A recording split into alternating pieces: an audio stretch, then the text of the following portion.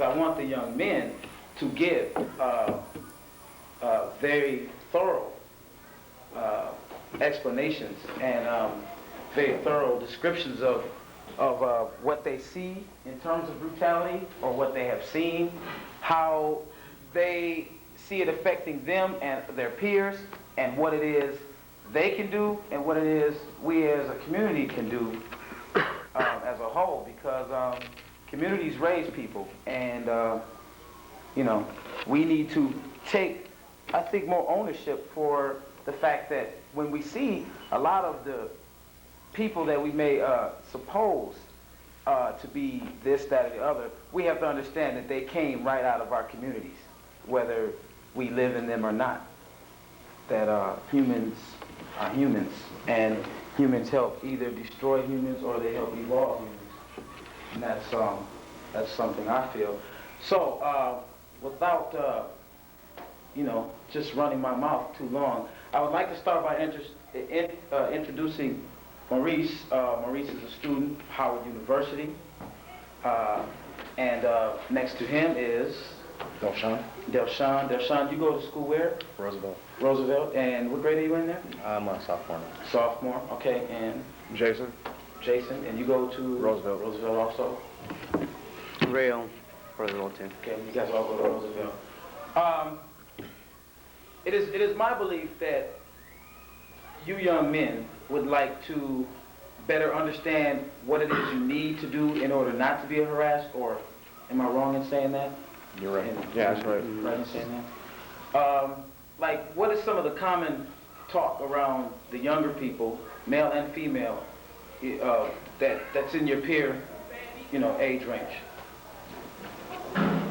Mostly well, what I heard all year was, for me anyway, was when I had got stopped in school, basically. Somebody had thought I had a gun, you know. So what happened was, I'd say about 10 or 12 people came up to my room, you know, took me out in the hall, searched me. You know, people are standing out in the hall, you know, look at him, what's, you know, and I got cops standing all around. So that basically smashed my reputation. So now I'm known as somebody who carried a gun, or, you know, was suspected of carrying a gun, and it just follows you, you know, it follows you. And it can work on your mind too. It can make you think that, you know, it can make you start thinking that you are that criminal or whatever that they might be looking for after it happens, and over and over and over again. So how have you dealt with, I would say, the dark cloud image? Well, do otherwise. Do otherwise? Do otherwise, you know.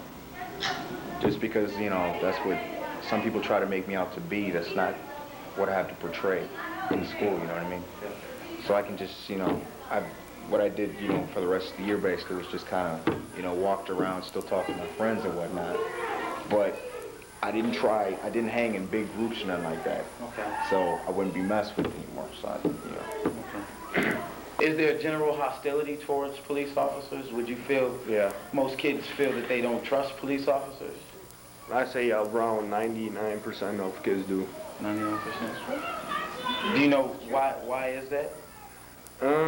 Just from the long history of them, like, people of color getting harassed by cops. Maybe half the time they'll deserve it, but not to the point where they get it. And they also get, like, they'll be harassed for no reason at all, maybe for looking a certain way or hanging with a certain crowd of people. What is it that you see that the police themselves can get involved in that would help change their perception of youth today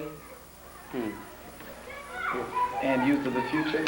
Maybe like getting involved with them more, you know, like doing community work, organizing a group that they can just do stuff with them, like some kind of activity. Some interactions going on? And just kind of getting close and getting to know each other, you know, and just letting them know that they're really not a bad person, you know. It's like, and you know what I mean, like. Okay, I have a question for all three of you young men. when you're approached by a police or by a policeman, do you find yourself oftenly being very uncooperative, mouthy, things of that nature? Scared. Scared? Scared? Yeah. Yeah, I'm scared, but I try to cooperate as well as possible because I know the sooner it's over, the better off I'll be and better off he'll be. Yeah, just cooperate. But same thing, Yeah, scared, you just run and just, Get it over with. you know, okay. And we'll go back, maybe you guys will be answering the same, another question I've asked, but why is it that you guys have the fear?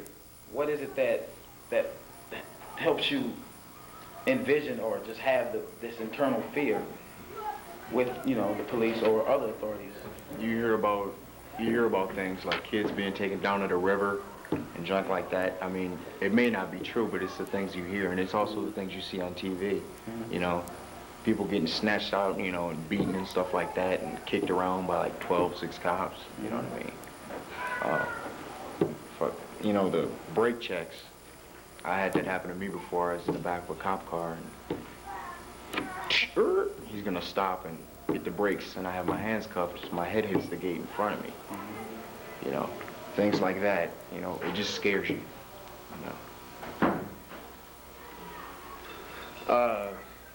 My fear comes from personal experience and what I've heard both. Last year I was, I won't say what, but the cops pulled us over, and what we had done was not really all that bad.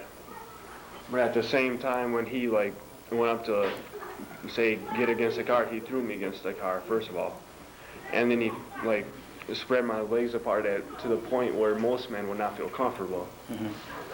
And then when he put me in the cop car, instead of like having me sit down, he just threw me head first into the car as hard as he could. And then I've heard from other friends, them like cops just standing there when they happen to be walking across the corner, looking like some suspects they were looking for being thrown against a car or a wall or something, being harassed by them too. And that's what my fear comes out of. Yeah, like there's like personal stuff that happened to you, and you know the you stuff on TV. Like one time, me and my friend are walking home to his place, and a cop got pulled over and asked us where we're going. We said home. Asked the address. He said his address.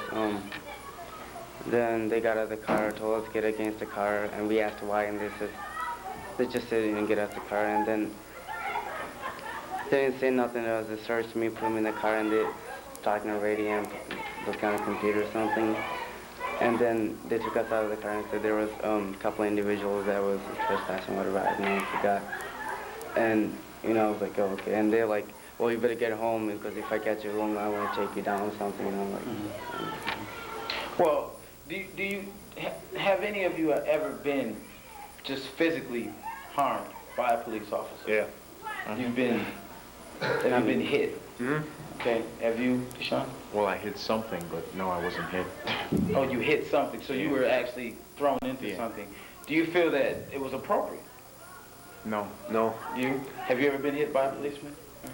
See, at that time I was 12 years old.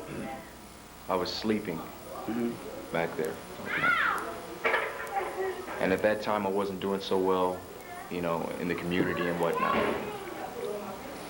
But yet and still, I was 12. I was about what, 5'6", 5'5". Cop was close to what, 5'10", 5'11". I couldn't dent him. You know what I mean? Yeah. Couldn't scratch him. So I mean, it wasn't necessary. Okay. So, one more question. Do you guys think that cops are ever scared? Yeah. Think they're Yeah. scared? Why do you think they're scared? Because they never know what to expect from a teenager. Because what they pretty much hear is that kids will go around carrying guns now, looking to hurt cops or kill them for all the harassment they've gone through themselves, and get even with them. Do you feel cops are scared? Yeah, The same because time? the stuff that goes around, you know, in this world right now, I mean, you don't know what they got, you know. I mean, semi-automatic weapons and all the stuff that people sometimes don't hear about, they got it, you know, so if I was a cop, I'd be scared too. All right. Well, basically, we've all heard from the young men.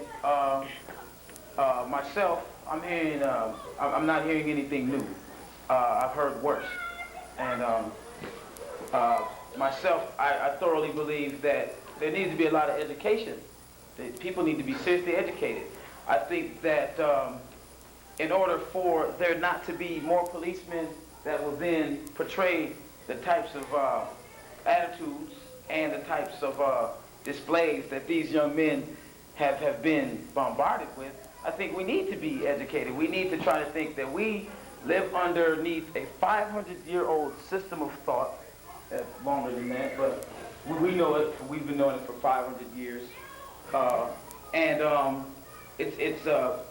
it's downright time that we start to seriously think about some more positive alternatives towards what's happening. I mean, sensitivity testing and those types of things, understanding the cultural awareness, all these different things, yes, they sound very nice, but multiculturalism is not anything new, just like you can't say that nature is not diverse, okay? So you can't say that multiculturalism is new. I mean, the concept of it is as old as Moses. There's always been many different peoples trying to live together. I think, at best, the young men display, I would say, the pain and the fear that many youth feel. Now, many youth are not here at this time, and a lot of those same youth that we need to reach are the youth that are so scared that they end up being in jail, they end up being victimized, they end up catching some of the worst cases of brutality. Really, everybody in the room has a lot of power to dictate how their interaction is going to go with any cop, anywhere. And one of the first things is, and on the part of the police department, we should approach people with respect, but then in turn, if we're treated with respect, it makes things go a lot quicker and a lot easier. We very seldom, or very small amount of our calls are like self-initiated calls. We are called into situations and sent there, and we're expected to do something. And sometimes, yes, maybe we go about it the wrong way, and yes, we do need training, admittedly, but there are things underway too, a lot of positive programs that we're doing, especially after the LA thing and what happened out there. So there's dialogue that has started, but getting back to you know, the subject matter, you know, if the cops get out, usually 90% of the time they're there for a reason, and they're expected, and a lot of time they're being watched, not just by who they're approaching, but by the people that call, that are watching from a window or far away. And you know, for a police officer to just, you know, drive by and, you know, hey, get out of here, we got a complaint or something like that, that's, you know, that's then the people that called are not happy. If we get out and check maybe a little too aggressively or a little too hard, then you know, then we're the issue. So it's a difficult line, a difficult balance to keep. But I think I agree then that these meetings are helpful in creating understanding and narrowing the gap. I've been in a place where we didn't get a call, and the police jumped out their car with their guns and everything, threw everybody on the front. They did it on purpose. That's how I feel about it. Mm-hmm. And, put the gun up to my brother's head. My brother, he said, forget that, I ain't even going for that. He got up. They sicked the dog up. The dog bit him. He bit the dog right back. The cop hit them up in the head. Come on now. It ain't all that serious. He bit the dog bit him. He had the right to bite him back. Am I right? Okay. See, that's how I feel about it. I think the cops just coming there because the teens don't got as much experience than our elders do. Our elders been through more stuff than we do, but as a young teen, we shouldn't be going through more stuff than our mom and parents are going that they ever went through when they were young. I feel that I've been in jail more than my mom went to jail or my dad went to jail for over some petty stuff that I shouldn't have went to jail for. Everybody seems to think that they know what the role of the police officer in this community actually is. Everybody's watched TV, everybody's watched Miami Vice, and everybody's got their own idea on just exactly what the police are supposed to be doing. Well, now the police, through SAFE and through other organizations such as Powderhorn Park Community Neighborhood Organization, asked Powderhorn Park neighborhood community at large to participate in civilian patrols. It's called community empowerment. We would rather have members of the community come out and take care of the juvenile problems. We'd rather have members of the community take responsibility for their children, and that would leave us free to catch bank robbers and things like this. After we made that call and received a commitment from the neighborhood organization, they advertised that through the entire community of Powderhorn Park, and as a direct result of that, we've offered free training. And there are more than 20 people who live in this community, by the way. 20 people showed up for this training to learn how to take back their own community without help from the police. I'm not saying that every police officer is a bad police officer. I know a lot of good police officers like this one here. But you have that minority that violate and send shockwaves through the communities and the societies, which sets up in their minds, them and us. And it's like, us are going to survive if that means we have to eradicate them. And then that rolls over too. And police take a very defensive posture. It's like, hey, I'm doing my job, and I don't want to die in the line of doing my job. I think no man should die in the line of doing a job. Period. I think no youth should die in the line of any man or police officer doing his job. So the onus goes back to the community and the community leaders, the people that run these programs, that run these institutions in the community, and the parents, and the black clubs. It is important. And one of the things that I have observed I'm not from these Twin Cities here, but one of the things that I have observed is how the youth in this community are excluded from the center of the community. And as a result of being excluded from the center of the community, and the people who live next door to these so-called strange-looking, radical-looking youth don't even know them, don't have relationships with them, have false illusions about them, create barriers with their fear and their paranoia, and they develop the same, you act, for every action there's a reaction, and we have to be real about that. So the onus comes back to us, community, family, social service organizations, community organizations, to incorporate and make it our right, make it our job to know the youths in our community and to pinpoint when they're in trouble. Not to say, I'm middle class, upper middle class, and this is a lower class person, so I push him off to the side. No, you cannot do that. If you deny I have not the right and the ability to grow into becoming a have, then he's going to take what you got. We don't have to go into very complicated things. Historically, it is very plain and simple. Either you nurture your youth or your youth devour you like weeds.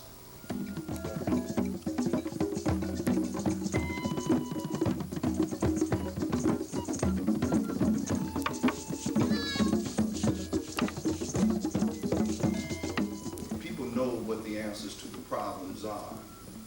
It's just having the commitment and putting forth the resources to deal with that problem effectively. And I say that on both sides. The police department in Minneapolis has some problems that they need to work out. There are a few officers, it's not the majority, it's the minority, but the minority reflects on the majority. And there are some officers that do things that they shouldn't do. Okay? One thing I did was I got involved. I became a part of, so that I could impact in some kind of way what was going on. Too many times people get involved and they become a part of what's going on. Well, I'm chose not to become a part of what's going on. It's not business as usual for me. It's trying to change some things, trying to give people some different perspectives and to educate some people on both sides. Because I believe this thing can work, but it can't work if it's business as usual. We got to do some things different, okay? And that's on both sides. We got to do some things different, you know? And there has to be a major overhaul of the way people think about each other and the way people perceive each other, you know?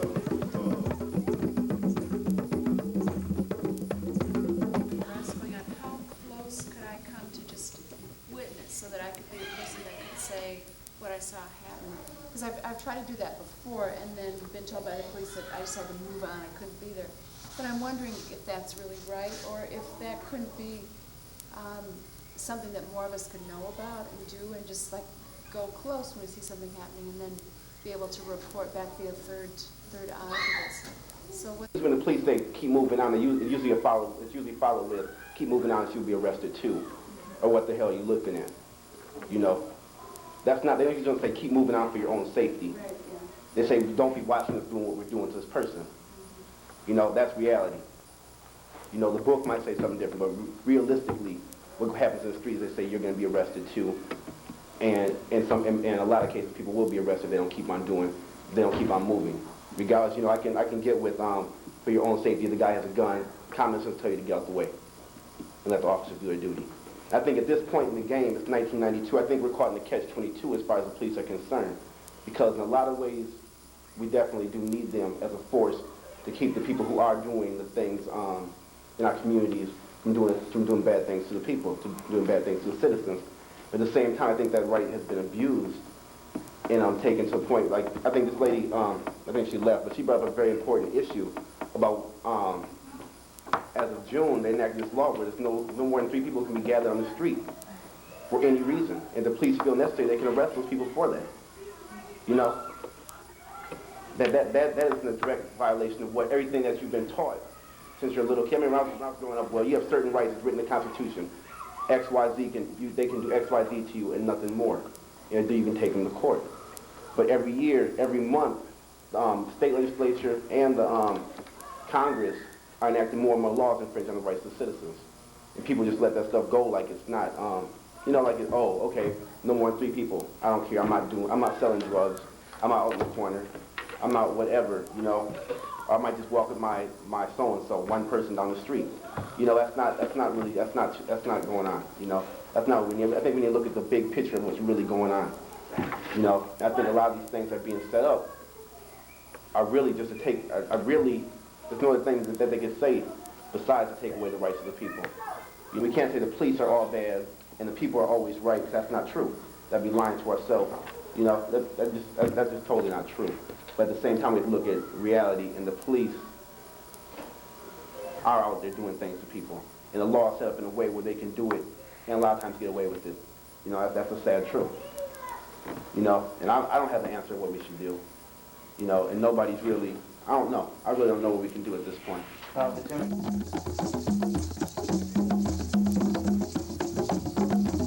thing I'd like to just comment on is about personal responsibility.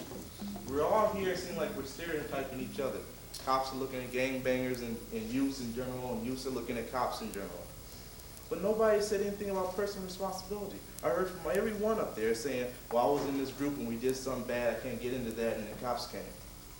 Why were you there? Get the hell out of it. You have common sense, all right? If I see cops that are doing something wrong, I put a stop to it. Personal responsibility. Not only because of the civil litigation that will go against me, but because of it's criminal if I see my partners doing something wrong. Personal responsibility. You don't have to follow the game. I don't have to follow the crowd with the other bad cops. And there are a minority of bad cops. But there's a minority of bad kids too.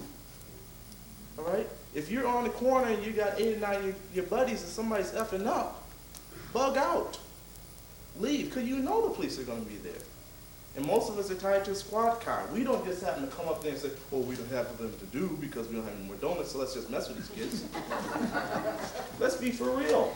No, we get called. We get community people that say, I'm sick and tired of this asshole in front of my neighborhood, in front of my house, peeing on my lawn, drinking Old English, throwing the bottles in my backyard, giving me the finger. I want you to do something about it. And if that was your mother, or your father, or your family, and the police came, what would you want the police to do? To say, oh, please, sir, would you please leave? And the guy said, no, fuck you. And we said, well, I guess that's all we can do. Then you'd be pissed off. Let's be for real. No, if that person refuses to leave, then we have to use some type of force and escort them away. That is our job, and that's not protecting property. All right? I think what we have to get down to is the basics and look at each other and look into the mirror and say, if I'm effing up, then I should correct my own behavior. If my partner's effing up and I like the guy, I should correct him and tell him, hey, I don't like what you're doing, and then leave him if he continues that type of behavior. That's self-preservation also. I want to say this, first to the young men and to the women, the elders, I'll address last. To the young men first, change your values. Change your values. I changed mine. Okay, I used to gangbang. Change your values. Change your values. If you don't change your values, you, yes. Okay, shortcomings. There are very shortcomings. Okay? Okay, calm down. Give everybody respect in the room. And to the women in the room, for those of us, for the women that have children, with all due respect, I would like to say this, that one of the saddest things to me is that, okay, because I work within Anderson Contemporary, in the open school, I work with the kids down there, and we talk on this level, kids, 4th, 5th, 6th grade. They understand this country is wrong. So if we're going to bring more children into this world, we better start teaching them the truth. Because for a child to understand that Chris Columbus is just a fluke, for a child to understand it, that's pretty dynamic. So that's 500-year-old lie that these kids are then dogmaed with. That's all it's about. Ideals are really ruling our minds.